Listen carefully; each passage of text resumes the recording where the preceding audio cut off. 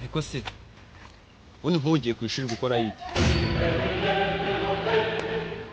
Nibutse yuko n'ubundi yuko twigana nta nyasa bifite, nta mpamvu yo kwigana nawe. Ndabona icyo wacu rero n'ingoswi nta nyasa afite. Ntabwo ugomba kujya ku ishuri rero. Ubundi aya makayi anicariye hano hantu. Noneho mama nashaka guhangiye ntabwo ndi bujye ku ishuri uwo munsi. Ndaguma hano umukobwa ndafata ndabarura umukobwa ufite nyashya usubikamike n'inzu. Afite ikibuno kinini ntabwo ngenda.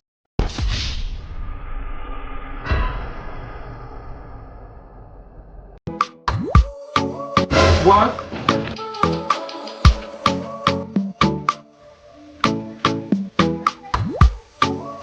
What?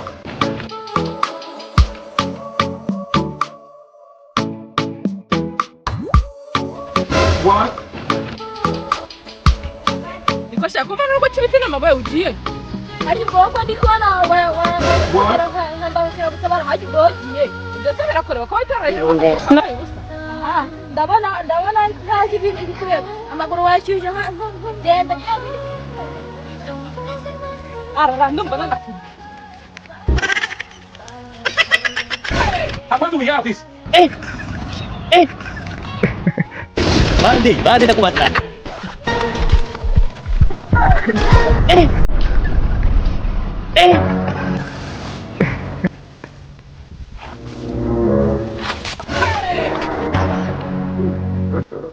God have mercy upon us.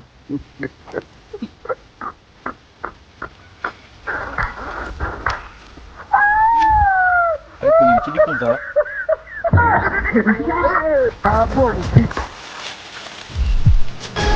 Kawaii. ya sikina na ndi anera baze tinga yangu sibishuri n'umwa bose neta patika nsirefu neta patika